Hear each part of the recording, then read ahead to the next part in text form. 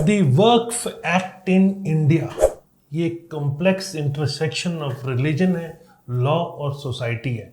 आज इसी के बारे में मैं आपको डिटेल में बताने वाला हूँ, क्योंकि वक्फ अमेंडमेंट बिल 2024 को मिनिस्ट्री ऑफ माइनॉरिटी अफेयर्स ने अर्ली 2024 में इनिशिएट किया था। यह बिल लोकसभा में मिनिस्ट्री ऑफ माइनॉरिटी अफेयर्स द्वारा इंट्रोड्यूस किया गया था, जिसमें एग्जिस्टिंग वक्फ एक्ट में सिग्निफिकेंट चेंजेस लाने का एम था। लेकिन बिल के इंट्रोडक्शन के बाद ही इस बिल का कांग्रेस लेड इंडिया ब्लॉक द्वारा स्ट्रॉन्ग अपोजिशन हुआ। तो क्या है वक्फ बोर्ड की असलियत, इसको डिटेल में आपको बताऊंगा। असली चैलेंजेस कहाँ हैं, कहाँ रुकावटें आ रही हैं, क्या पॉसिबिलिटी, इससे क्या फायदे हो सकते हैं, क्या नुकसान हो सकते हैं, आज मैं सब आपको बताने वाला हूँ। वीडियो में कहीं मत जाइएगा, क्योंकि वीडियो बहुत इंटरेस्टिंग है। जब रियल एस्टेट से रिलेटेड कुछ भी होता है, क्योंकि प्रॉपर्टी का मैटर है, वक्फ बोर्ड की बहुत सारी प्रॉपर्टीज हैं, उसके ऊपर एक बहस का मुद्दा बना हुआ है। तो आज मैं आपको डिटेल में इसे समझाने वाला हूँ, आप एक कंसेप्ट सारे क्लियर करने वाला हूँ कि आखिर वक्फ प्रॉपर्टी है क्या। वीडियो में कहीं मत जाइएगा, लास्ट तक इसको समझने की कोशिश कीजिएगा, क्योंकि बहुत बड़ा वीडियो है, कंटेंट थोड़ा ज़्यादा ज़रूर होगा, लेकिन आपके कंसेप्ट्स को क्लियर करने के लिए बहुत इंपॉर्टेंट है। तो चलिए शुरू करते हैं और डिटेल में आपको सारी चीज़ें बताता हूँ। लेकिन हाँ, आगे बढ़ने से पहले अगर वीडियो पसंद आए तो लाइक कमेंट शेयर करना ना भूलें, और फ्यूचर में और रेगुलर ऐसे इन्फॉर्मेटिव वीडियोस देखने के लिए सब्सक्राइब ज़रूर करें। तो चलिए आगे बढ़ते हैं और डिटेल में आपको वक्फ बोर्ड की प्रॉपर्टी क्या है ये मैं आपको बताता हूँ। ऑपोजिशन पार्टी ने फेडरल सिस्टम के बिल के इम्प्लीकेशंस को लेकर कंसर्न्स उठाए, ब्रॉडर कंसल्टेशन की डिमांड की। इन ऑब्जेक्शंस को एड्रेस करने के लिए कॉम्प्रिहेंसिव रिव्यू एंश्योर करने के लिए सरकार ने डिसाइड किया कि यह bill joint parliamentary committee JPC को रेफर किया जाएगा, जिससे यह बिल डिटेल में एग्जामिन किया जा सके। मंगलवार को minority affairs minister Kiren Rijiju ने, जिन्होंने वक्फ अमेंडमेंट बिल 2024 को इंट्रोड्यूस किया था, सरकार के डिसीजन का अनाउंसमेंट किया कि यह बिल जेपीसी को रेफर किया जाएगा। लोकसभा के अपने स्टेटमेंट में रिजिजू जी ने कहा, हमारे बहुत सारी पार्टीज के ऑनरेबल मेंबर्स द्वारा उठाए गए कंसर्न्स को ध्यान से सुना है। डेमोक्रेटिक कंसल्टेशन के स्पिरिट में और इंश्योर करने के लिए भी व्यू पॉइंट्स को थॉरली कंसिडर किया जाए, हमने डिसाइड किया है कि वक्फ अमेंडमेंट बिल 2024 को जॉइंट पार्लियामेंट्री कमेटी को रेफर किया जाएगा। ये एक इम्पॉर्टेंट एस्पेक्ट था जिसको सरकार ने कंसिडर किया, और इसके लिए करीब 31 मेंबर की कमेटी बनाई गई, जो बीजेपी एमपी जगदम्बिका पाल द्वारा चेयर की जा रही है। और इसके अंदर 21 एमपीज लोकसभा के और 10 एमपी राज्यसभा के शामिल होंगे। कमेटी को अगले पार्लियामेंट्री सेशन तक अपनी रिपोर्ट सबमिट करनी होगी। कमेटी का कंपोजिशन रूलिंग और अपोजिशन पार्टी का मिक्स रिफ्लेक्ट करता है। लोकसभा कॉन्टिजेंट में 12 members national democratic alliance NDA से हैं, जिसमें 8 बीजेपी एमपी हैं, जिसमें निशिकांत दुबे, तेजस्वी सूर्या, अपराजिता सारंगी भी शामिल है। अपोजिशन मेंबर में कांग्रेस के गौरव गागोई, इमरान सूद, एसपी के मोहिबुल्ला और एआईएमएम के मिस्टर ओवैसी शामिल है। राज्यसभा रिप्रेजेंटेशन में बीजेपी एमपी ब्रिजलाल और गुलाम अली और अपोजिशन मेंबर जैसे कांग्रेस के सैयद नासिर हुसैन और टीएमसी के मोहम्मद नदीमुल हक भी शामिल है। ये एक डाइवर्स कंपोजिशन इंश्योर करने का एम रखता है, और बिल का कॉम्प्रिहेंसिव रिव्यू जो वेरियस पॉलिटिकल फैक्शंस द्वारा उठाए गए कंसर्न्स को एड्रेस करे। नोटेबल इंक्लूजन्स में डीएमके के ए राजा, शिवसेना यूबीटी स्पेशल के अरविंद सावंत और वाईएसआरसीपी के वी विजयश्री रेड्डी शामिल है, जो डिफरेंट रीजन और पॉलिटिकल इंटरेस्ट को रिप्रेजेंट करते हैं। कमेटी में एक नॉमिनेटेड मेंबर जिसे धर्मस्थला वीरेंद्र हेगड़े भी शामिल है, जो डेलिब्रेशन में नॉन पार्टीशन पर्सपेक्टिव ऐड करते हैं। इस कमेटी का फॉर्मेशन गवर्नमेंट की विलिंगनेस को दर्शाता है। वक्फ अमेंडमेंट बिल 2024 पर ब्रॉडर कंसल्टेशन एंगेज करें, यह एक अपॉर्चुनिटी प्रोवाइड करता है। प्रपोज चैलेंजेस का डिटेल स्क्रूटनी करने के लिए डिफरेंट पॉलिटिकल स्टेक होल्डर्स से इनपुट लेने के लिए इसे बनाया गया है। जेपीसी के फॉर्मेशन को मिक्स्ड रिएक्शन के साथ मीट किया जा सके, इस मूव के सपोर्टर्स इसे प्रपोज्ड चेंजेस के एक ज़्यादा इंक्लूसिव और थ्रू एग्जामिनेशन की दिशा में पॉजिटिव स्टेप के रूप में देख रहे हैं। मिस्टर ओवैसी ने जेपीसी के फॉर्मेशन का वेलकम करते हुए कॉशियस ऑप्टिमिज्म एक्सप्रेस किया। उन्होंने कहा जेपीसी को रेफर एक सही दिशा में उठाया गया कदम है, लेकिन यह इंश्योर करने के लिए, विजिलेंट रहने के लिए कि कमेटी का कंपोजिशन बैलेंस्ड हो और सभी कंसर्न जेन्युइनली एड्रेस किए जाएं। मुस्लिम कमेटी के राइट्स को, वक्फ इंस्टीट्यूशन की इंटीग्रिटी को प्रोटेक्ट किया जाना चाहिए। बात सही कही उन्होंने। दूसरी ओर कुछ क्रिटिक्स आर्ग्यू कर रहे हैं तो जेपीसी की फॉर्मेशन मात्र एक डिलेइंग टैक्टिक है। वक्फ एक्ट के वोकल क्रिटिक सुब्रमण्यम स्वामी ने कमेंट किया, हालांकि पार्लियामेंट्री स्क्रूटनी महत्वपूर्ण है, हमें फंडामेंटल इश्यूज से आंखें नहीं मूंदनी चाहिए। जेपीसी को जरूरी रिफॉर्म्स को पोस्टपोन करने पर वक्फ एक्ट में जरूरी चेंजेस को डाइल्यूट करने के लिए एक समाधान के रूप में उपयोग नहीं किया जाना चाहिए। जेपीसी का कंपोजिशन और उसकी रिपोर्ट सबमिट करने की टाइमलाइन वक्फ एक्ट के अमेंडमेंट के फ्यूचर कोर्स को डिटरमाइन करने में क्रूशियल फैक्टर होंगे। जैसे कि कमेटी अपना काम शुरू करती है, सभी की नजरें इसकी प्रोसीडिंग पर होंगी, जहां डिफरेंट स्टेक होल्डर्स इस क्रिटिकल डिबेट में अपनी आवाज सुनी जाने की उम्मीद कर रहे हैं। यह डेवलपमेंट ऑनगोइंग कंट्रोवर्सी जो चल रही है उसमें से एक लेयर जोड़ता है इसमें, जिससे प्रपोज अमेंडमेंट की सेंसिटिव नेचर को रिकॉग्नाइज करने और ब्रॉडर कंसल्टेशन की आवश्यकता पर सरकार का ध्यान किया जाता है। जेपीसी का काम वक्फ एक्ट में किसी भी चेंजेस के फाइनल फॉर्म को शेप करने में सिग्निफिकेंट भूमिका ये निभा पाएगा और इससे फाइंडिंग्स को इस मुद्दे से जुड़े सभी पार्टीज द्वारा बारीकी से देखा जाएगा। हिस्टोरिकल कंटेक्स्ट और इवैल्यूएशन ऑफ वक्फ एक्ट, क्योंकि आपको पीछे हिस्ट्री भी समझना जरूरी है। वक्फ एक्ट को सबसे पहले 1954 में इनेक्ट किया गया था, जिसकी जड़ें कॉलोनियल एरा में थी, जब वक्फ का कंसेप्ट तो रिकॉग्नाइज किया गया था लेकिन लार्जली अनरेगुलेटेड था। ये इंडिपेंडेंस के बाद इंडियन गवर्नमेंट ने वक्फ प्रॉपर्टी को अनआइडेंटिफाइड लीगल फ्रेमवर्क के तहत लाने का प्रयास किया। इस एक्ट में 1995 और 1913 में सिग्निफिकेंट अमेंडमेंट्स किए गए, जिसमें हर बार वक्फ बोर्ड को प्रॉपर्टीज मैनेज करने और क्लेम करने के लिए पावर्स को और बढ़ा दिया गया। 1995 में जो अमेंडमेंट आया, वक्फ बोर्ड को वक्फ प्रॉपर्टी को मैनेज करने और प्रोटेक्ट करने में अधिक अथॉरिटी दे दी गई, जबकि 2013 के अमेंडमेंट में उनके पावर्स को और भी मजबूत कर दिया गया। खासकर प्रॉपर्टीज को वक्फ एसेट के रूप में क्लेम और डेजिग्नेट करने के मामले में इसमें पावर ज़्यादा मिल गई। इन चेंजेस के कारण वक्फ प्रॉपर्टी में जो सब्सटेंशियल इंक्रीज हुआ, जो 2009 में 4 लाख एकड़ से बढ़कर 8 लाख एकड़ से भी प्रॉपर्टी अधिक हो गई। मतलब प्रॉपर्टी है कि वो बढ़ती जा रही है, जिससे एक्विजिशन और एक्सपेंशन के मैकेनिज्म पर सवाल उठाए जाने लगे। बिल्कुल जायज है, इतनी जल्दी प्रॉपर्टी सिर्फ बढ़ रही है, आपने ऐसे क्या पावर्स दे दी भाई? वक्फ एक्ट के करंट प्रपोज अमेंडमेंट में कई फैक्टर्स पर आधारित है, जिनमें सच्चर कमेटी की रिपोर्ट के रिकमेंडेशंस और डिफरेंट स्टेक होल्डर्स द्वारा उठाए गए कंसर्न शामिल है। इसके 2005 में मुस्लिम कम्युनिटी ने सोशल, इकोनॉमिक, एजुकेशनल कंडीशंस का अध्ययन करने के लिए सच्चर कमेटी स्थापित की गई थी, जिसने वक्फ एडमिनिस्ट्रेशन के संबंध में कई रिकमेंडेशंस दिए। अब समझते हैं कि आखिर करंट कंट्रोवर्सी और क्रिटिसिज्म है क्या। वक्फ एक्ट में कई एस्पेक्ट इंटेंस सिक्योरिटी के तहत आए हैं। सेक्युलरिज्म कंसर्न, क्रिटिक्स आर्ग्यू कर रहे हैं कि यह एक्ट सेक्युलरिज्म के प्रिंसिपल का उल्लंघन करता है, क्योंकि यह मुस्लिम धार्मिक संस्थाओं के उन विशेष अधिकारों को प्रदान करता है जो अन्य धार्मिक समूहों को नहीं दिए गए हैं। इस डिस्पैरिटी और डिस्क्रिमिनेटरी और नेशनल यूनिटी के प्रिंसिपल्स के खिलाफ इसे देखा जा रहा है। को किसी भी प्रॉपर्टी को वक्फ प्रॉपर्टी के रूप में डिक्लेयर करने की अथॉरिटी देता है। इस प्रोविजंस की आलोचना की जा रही है और इसमें एडिक्वेट सेफगार्ड की कमी है। यह आर्बिट्रेटरी सीजर्स ऑफ लैंड का कारण बन सकता है। Burden of proof, section 40 property owner पर बर्डन का प्रूफ डालता है बजाय वक्फ बोर्ड के। यहाँ होना ये चाहिए था कि वक्फ बोर्ड जो प्रॉपर्टी पे क्लेम कर रहा है उसे प्रूफ करना चाहिए, लेकिन यहाँ जिसकी प्रॉपर्टी है उसी को क्लेम करने की जरूरत है। तो क्रिटिक्स आर्ग्यू कर रहे हैं कि ये स्टैंडर्ड लीगल प्रिंसिपल्स का अनफेयर रिवर्सल है।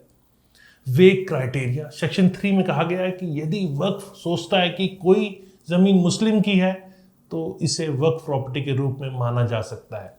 इस प्रोविजन की वेगनेस और मिसयूज की संभावना के कारण इसकी आलोचना बहुत ज़्यादा की जा रही है। हिस्टोरिकल इनइक्विटी, कुछ का कहना है कि यह एक्ट भारत के पार्टीशन के रिस्पॉन्स में था, जहां पाकिस्तान से माइग्रेट किए गए मुसलमानों की प्रॉपर्टीज को भारत ने वक्फ बोर्ड को दे दिया गया था। क्रिटिक्स बताते हैं कि पार्टीशन के बाद भारत में आए हिंदुओं को पाकिस्तान में उनकी प्रॉपर्टीज खोने पर सिमिलर प्रॉपर्टीज नहीं दिए गए। यूनिक लीगल स्टेटस, इस तरह के कानून पर एक सेक्युलर कंट्री में अस्तित्व को कुछ लोग प्रॉब्लमेटिक मानते हैं, जब अन्य धार्मिक समुदायों के लिए समान प्रोविजन नहीं है। क्रिटिक्स बताते हैं कि यहाँ तक कि कई मुस्लिम बहुल देशों में भी कंपैरेबल वक्फ लॉ नहीं है। तो अब बात करते हैं प्रपोज्ड अमेंडमेंट और उसके इम्प्लीकेशंस की। क्या उस पर इम्प्लीकेशंस पड़ सकते हैं? प्रपोज्ड अमेंडमेंट के उद्देश्य इनमें से कुछ कंसर्न्स को एड्रेस करना है। मैंडेटरी वेरिफिकेशन, वक्फ बोर्ड द्वारा क्लेम प्रॉपर्टी की वेरिफिकेशन को मैंडेटरी बनाना आर्बिट्रेटरी डेजिग्नेशन के कंसर्न्स को एड्रेस करेगा। फिर है वुमेन रिप्रेजेंटेशन, वक्फ बोर्ड में महिलाओं का रिप्रेजेंटेशन को शामिल करना जेंडर रिप्रेजेंटेशन में सुधार के एम से किया जा रहा है, क्योंकि पहले महिलाएं इसके अंदर नहीं थी और महिलाएं ज़्यादा से ज़्यादा आ पाएं, इसीलिए वुमेन रिप्रेजेंटेशन को भी इसमें ऐड किया गया है। जुडिशियल स्क्रूटनी, वक्फ बोर्ड के डिसीजंस के जुडिशियल रिव्यू की अनुमति देना बोर्ड्स की अथॉरिटी पर चेक प्रदान करता है, इसीलिए ये भी जरूरी है। एडमिनिस्ट्रेटिव ओवरसाइट, वक्फ प्रॉपर्टी की मॉनिटरिंग में डिस्ट्रिक्ट मजिस्ट्रेट को शामिल करना मिसयूज को रोकने और ट्रांसपेरेंसी में सुधार करने का एम रखता है। रजिस्ट्रेशन विद डिस्ट्रिक्ट कलेक्टर, यह वक्फ प्रॉपर्टी के प्रॉपर वैल्यूएशन और डॉक्यूमेंटेशन को इंश्योर करेगा। इस अमेंडमेंट का उद्देश्य ट्रांसपेरेंसी और अकाउंटेबिलिटी लाना है, लेकिन इनका मिक्स्ड रिएक्शन के साथ सामना हुआ है। सपोर्टर्स उन्हें नेसेसरी रिफॉर्म्स के रूप में देख रहे हैं, जबकि क्रिटिक्स उन्हें मुस्लिम धार्मिक संस्थाओं की ऑटोनॉमी पर संभावित इंफ्रिंजमेंट्स के रूप में देख रहे हैं। तो अब बारी है इकोनॉमिक इम्प्लीकेशन और उसके पोटेंशियल के बारे में। वक्फ बोर्ड की इकोनॉमिक एस्पेक्ट से काफी इंपॉर्टेंट है इस डिबेट के अंदर। वक्फ बोर्ड के पास बहुत ज्यादा जमीन है, लेकिन इन एसेट्स का इफेक्टिव यूटिलाइजेशन कम्युनिटी डेवलपमेंट के लिए नहीं हो रहा है। करंट एवेन्यूज जनरेशन जो लगभग 200 करोड़ एनुअल एस्टिमेट किया जाता है, ये ज़मीन होल्डिंग के हिसाब से काफ़ी कम है। ये सजेस्ट करता है कि बेटर मैनेजमेंट से ज़्यादा फायदा हो सकता है, स्पेशली मुस्लिम कम्युनिटी के लिए। रिफॉर्म्स के सपोर्ट आर्ग्यू करते हैं कि अगर वक्फ प्रॉपर्टी को बेटर मैनेजमेंट किया जाए तो रेवेन्यू जनरेशन में भी काफ़ी इजाफा हो सकता है, जिससे मुस्लिम कम्युनिटी के वेलफेयर के लिए यूज़ किया जा सकता है इसे, जैसे कि एजुकेशन और हेल्थ केयर में। लेकिन ये पोटेंशियल तभी रियलाइज हो सकता है जब प्रॉपर्टी राइट्स, हिस्टोरिकल क्लेम और कम्युनिटी इंटरेस्ट जैसे कॉम्प्लेक्स इश्यूज को एड्रेस किया जाए। यहाँ इंपॉर्टेंट चीज़ ये है कि जो वक्फ बोर्ड की प्रॉपर्टी है, पिछले कई टाइम में ये देखा गया है कि सरकारों ने भी उसे कब्जा किया है। जब सरकार भी उसे कब्जा करती रहेगी तो कब तक उसकी जो एक्चुअल एक्सपेक्टेशन है वो मीट आउट कर पाएगा।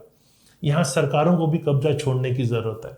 सिर्फ वक्फ बोर्ड प्रॉपर्टी से रिटर्न अपने आप नहीं देगा, सरकारों ने जो कब्जा किया है वहाँ उसे भी छोड़ने की ज़रूरत है। Balancing religious autonomy and state oversight, Waqf act के आसपास का विवाद यह दिखाता है कि रिलीजियस ऑटोनॉमी और स्टेट ओवरसाइट को एक डाइवर्स और सेक्युलर डेमोक्रेसी जैसे इंडिया में बैलेंस करना कितना चैलेंजिंग हो सकता है। इस बात पर भी सवाल उठाता है कि मॉडर्न सोसाइटी में रिलीजियस इंस्टीट्यूशन का क्या रोल होना चाहिए और स्टेट इंटरवेंशन की रिलीजियस अफेयर्स में क्या सीमाएं हैं। करंट सिस्टम के सपोर्टर्स आर्ग्यू करते हैं कि यह मुस्लिम रिलीजियस और चैरिटेबल एंडोमेंट को प्रोटेक्ट करने के लिए और यह इंडिया माइनॉरिटी राइट्स को प्रोटेक्ट करने के लिए कमिटमेंट के साथ में इन लाइन है।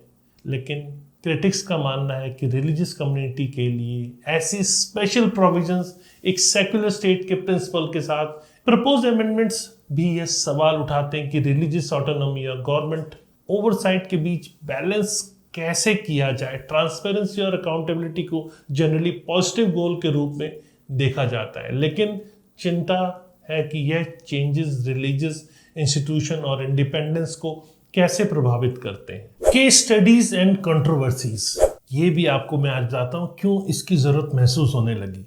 जब तक केस स्टडीज और कंट्रोवर्सीज आप नहीं समझेंगे तब तक आपको क्लियर नहीं होने वाला। पहला केस है the Taj Mahal claim. Waqf board act के फार रीचिंग इम्प्लीकेशन को को सबसे अच्छे से दिखाने वाला केस है ताजमहल पर ऑनरशिप का दावा। 2005 में उत्तर प्रदेश सुन्नी वक्फ बोर्ड ने दावा किया कि ताजमहल वक्फ प्रॉपर्टी है क्योंकि यह एक मुस्लिम एम्परर द्वारा बनाया गया था। यह क्लेम नेशनल डिबेट को स्पार्क कर गया। वक्फ बोर्ड के पावर्स कितने एक्सटेंसिव हो सकते हैं कि नेशनल हेरिटेज साइट्स के लिए किया गया इम्प्लीकेशन हो सकता है इसमें। जो ऑलरेडी नेशनल हेरिटेज साइट बनी हुई है उसको भी आप कहते हैं कि ये वक्फ बोर्ड की प्रॉपर्टी है। ये केस एक डिकेड से ज़्यादा चला जिससे अनसर्टेनिटी और कंट्रोवर्सी पैदा हुई। सैयद वसीम रिजवी जो पूर्व चेयरमैन उत्तर प्रदेश शिया सेंट्रल वक्फ बोर्ड ने इस क्लेम को कड़ी आलोचना की। इस क्लेम की ताजमहल को वक्फ प्रॉपर्टी डिक्लेयर करने का प्रयास लीगली अनसाउंड था, नेशनल के लिए एक डिससर्विस था। ऐसे क्लेम कम्युनल डिस्कॉर्ड पैदा करते हैं और हमारे शेयर्ड हेरिटेज को अंडरमाइन करते हैं। सुप्रीम कोर्ट ने 2018 में इस क्लेम को रिजेक्ट कर दिया। उन्होंने कहा कि Taj Mahal archaeological survey of India का ऑनरशिप है, लेकिन इस बात ने हाईलाइट किया कि वक्फ सिस्टम के अंदर पोटेंशियल और अब्यूज कितना ज्यादा हो सकता है। फिर एक दूसरा मुद्दा, the Gyanvapi mosque dispute. Gyanvapi mosque Varanasi के ऑनगोइंग लीगल बैटल ने वक्फ लॉ, हिस्टोरिकल क्लेम और रिलीजियस सेंटिमेंट्स के बीच कॉम्प्लेक्स इंटरसेक्शन को दिखाया। हिंदू ग्रुप्स का दावा है कि मॉस्क और डिस्ट्रॉयड हिंदू टेंपल के ऊपर बनाया गया है, उन्होंने वहां पूजा करने की परमिशन मांगी गई है। इसके को वक्फ लॉ ने हिस्टोरिकल कंटेस्टेड साइट्स में एप्लीकेशन पर क्रिटिकल सवाल उठाए। इससे यह भी हाईलाइट किया गया है कि वक्फ एक्ट इंडिया के कॉम्प्लेक्स रिलीजियस हिस्ट्री में एक फ्लैश पॉइंट कैसे बन सकता है। मिस्टर ओवैसी ने मॉस्क के स्टेटस को डिफेंड करते हुए कहा, ज्ञानवापी मॉस्क एक वक्फ प्रॉपर्टी है जो कॉन्स्टिट्यूशन के तहत प्रोटेक्टेड है। इसके स्टेटस को चैलेंज करने का प्रयास न केवल मुस्लिम राइट्स पर अटैक है बल्कि इंडिया के सेक्युलर नेशन के आइडिया पर भी है। और फिर एक दावा तमिलनाडु के गांव का। तमिलनाडु में हाल ही में एक बड़ा हंगामा हुआ जब स्टेट ने वक्फ बोर्ड ने 6 गांव में, जिसमें एक 1500 साल पुराना हिंदू मंदिर भी शामिल है, वक्फ प्रॉपर्टी घोषित कर दिया। इस बड़े दावे के बाद व्यापक प्रोटेस्ट और लीगल चैलेंजेस भी सामने आए। वो सब चीजें हुई। क्रिटिक्स का कहना है कि वक्फ बोर्ड ने ओवररीच का एक उदाहरण दिया है, इससे कम्युनल टेंशन भी बढ़ सकती है। तमिलनाडु बीजेपी के प्रेसिडेंट के अन्नामलाई ने अपनी आलोचना में कोई कसर नहीं छोड़ी। वक्फ बोर्ड का यह आउटरेजियस दावा लैंड जिहाद के अलावा कुछ नहीं है। पूरे गांव जिनमें प्राचीन हिंदू मंदिर भी शामिल है, अचानक इस्लामिक एंडोमेंट कैसे हो सकता है? यह एक खतरनाक प्रेसिडेंट है जिसे हर स्तर पर चैलेंज किया जाना चाहिए, ये कहा बीजेपी के तमिलनाडु के प्रेसिडेंट ने। अब समझते हैं दिल्ली की प्रॉपर्टीज में क्या हुआ, दिल्ली की प्रॉपर्टी कैसे ट्रांसफर हो गई। ये भी बड़ा इंटरेस्टिंग है, ये भी आपको केस समझना चाहिए। 2014 में लोकसभा चुनाव से ठीक पहले कांग्रेस की अगुवाई वाली सरकार ने कथित तौर पे वक्फ एक्ट के प्रोविजन का इस्तेमाल करके दिल्ली की 123 प्राइम प्रॉपर्टीज को दिल्ली वक्फ बोर्ड को ट्रांसफर कर दिया। उसे ठीक लोकसभा इलेक्शन से पहले 2014 में। क्रिटिक्स ने इसे इस बात का एक स्पष्ट उदाहरण बताया कि कैसे एक एक्ट का इस्तेमाल पॉलिटिकल मकसद के लिए किया जा सकता है, जिससे इलेक्टोरल गेन्स के लिए सिस्टम के मिसयूज की संभावना को भी सवाल उठाए गए। वहीं दिल्ली के बीजेपी एमपी मनोज तिवारी ने इस ट्रांसफर की आलोचना में कहा, दिल्ली की कीमती प्रॉपर्टी का रातों रात वक्फ बोर्ड को ट्रांसफर किया जाना वोट के बैंक पॉलिटिक्स को सबसे बड़ा एक बुरा उदाहरण बताया। यह स्पष्ट रूप से दिखाता है कि कैसे वक्फ एक्ट का दुरुपयोग पब्लिक इंटरेस्ट की कीमत पर पॉलिटिकल फायदे के लिए किया जा सकता है। मतलब हर जगह इसका मिसयूज किया जा रहा है। ये केस स्टडीज आपको समझने बहुत जरूरी है। अब बात करते हैं क्या क्या प्रपोज चेंजेस हैं और क्या इसके डिफरेंट अप्रोच है। प्रपोज अमेंडमेंट ने डिफरेंट स्टेक होल्डर्स से अलग अलग रिस्पॉन्स आए हैं। मतलब इसके अंदर कोई एक सा रिस्पॉन्स नहीं आया है, तो आपको वो भी समझना है गवर्नमेंट का क्या प्रोस्पेक्टिव है। गवर्नमेंट का प्रोस्पेक्टिव ये है कि सरकार मुस्लिम कम्युनिटी के फायदे के लिए वक्फ प्रॉपर्टी के इफेक्टिव यूज को सुनिश्चित करने के लिए रिफॉर्म्स की जरूरत पर जोर देती है। उनका तर्क है कि मौजूदा सिस्टम वक्फ प्रॉपर्टी की एक्सटेंट को देखते हुए पर्याप्त रेवेन्यू जनरेट नहीं कर रहा है, वहां और रेवेन्यू जनरेशन की गुंजाइश है।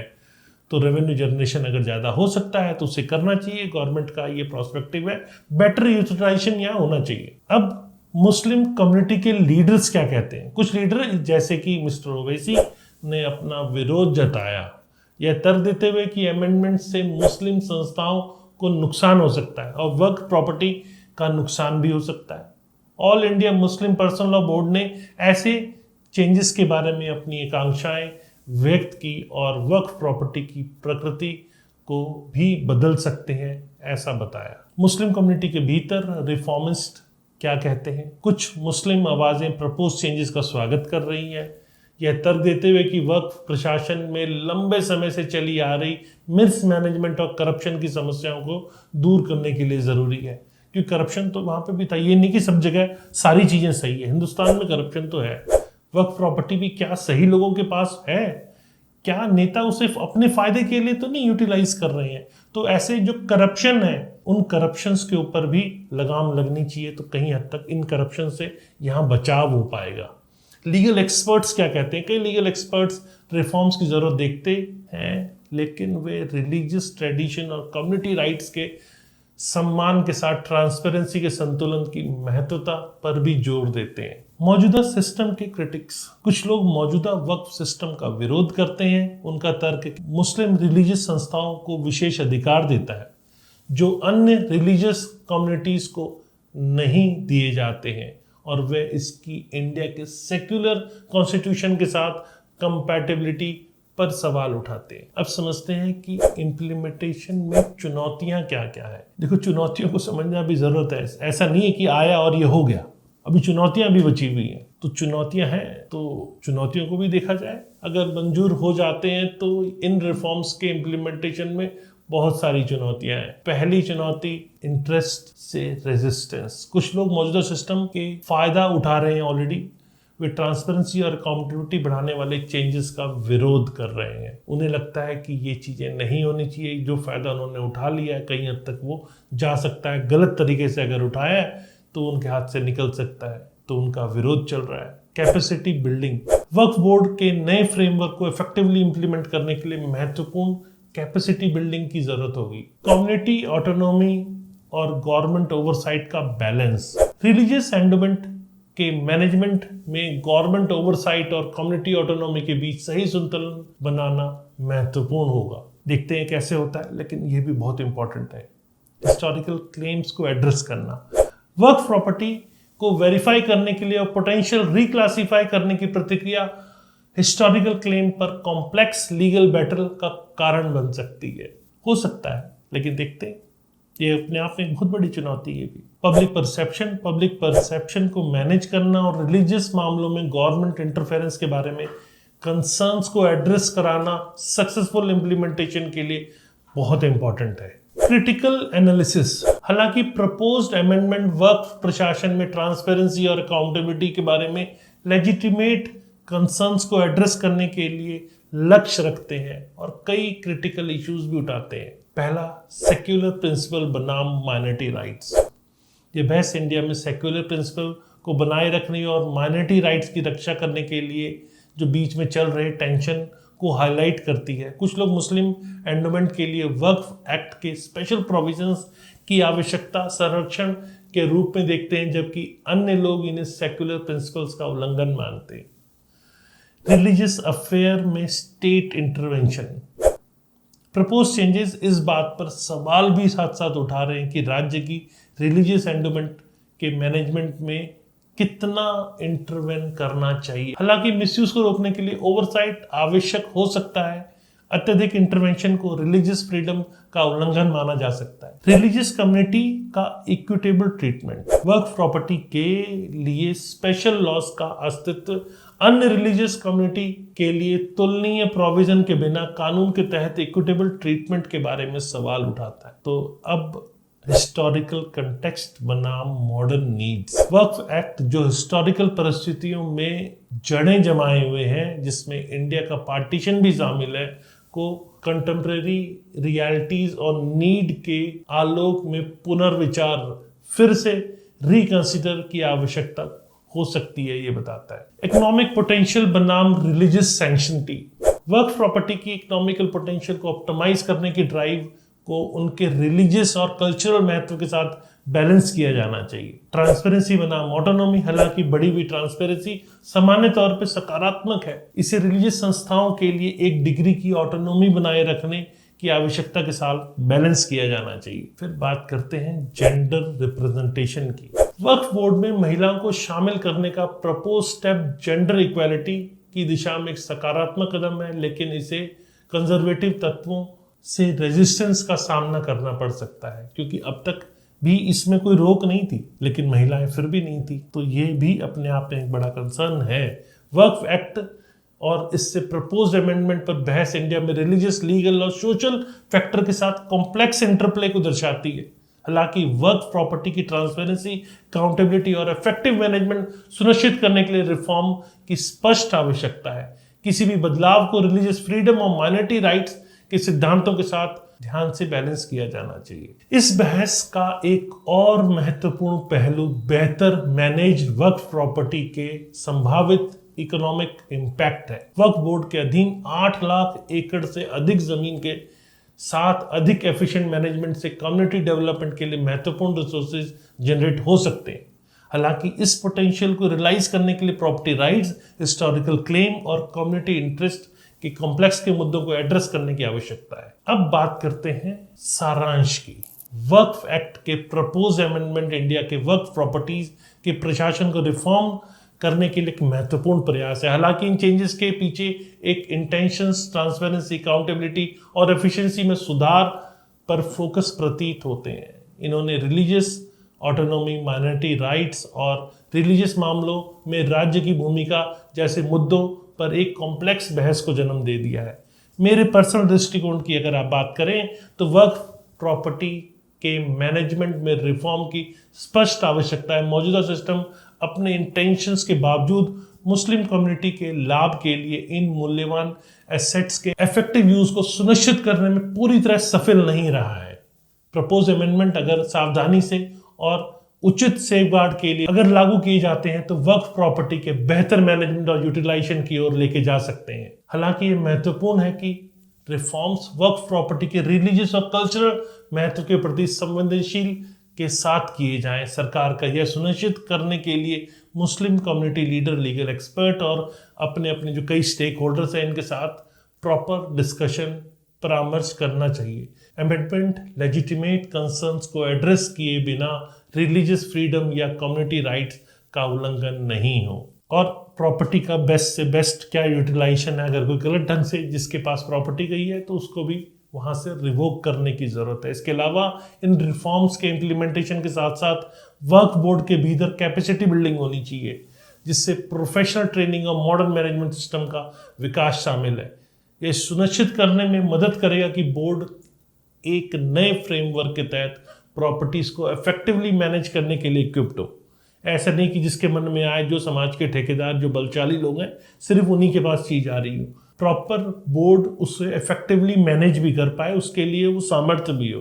तो एंड में लक्ष्य एक ऐसा सिस्टम बनाना होना चाहिए जो वक्फ प्रॉपर्टी की रिलीजियस और चैरिटेबल प्रकृति को उसे संभाल के रखे, मुस्लिम कम्युनिटी और समाज के लिए उनके एफिशिएंट मैनेजमेंट को सुनिश्चित कर ले। इसके लिए गवर्नमेंट ओवरसाइट और community autonomy, transparency, religious tradition के सम्मान और आधुनिकरण और कल्चरल हेरिटेज के संरक्षण के बीच एक नाजुक संतुलन बनाने की आवश्यकता है। इसके अंदर कैसी लगी आपको मेरे द्वारा दी गई जानकारी? अगर जानकारी पसंद आई तो लाइक, कमेंट, शेयर कीजिए और फ्यूचर में और रेगुलर ऐसे इंफॉर्मेटिव वीडियोस देखने के लिए इसे सब्सक्राइब करें। नमस्कार, जय हिंद।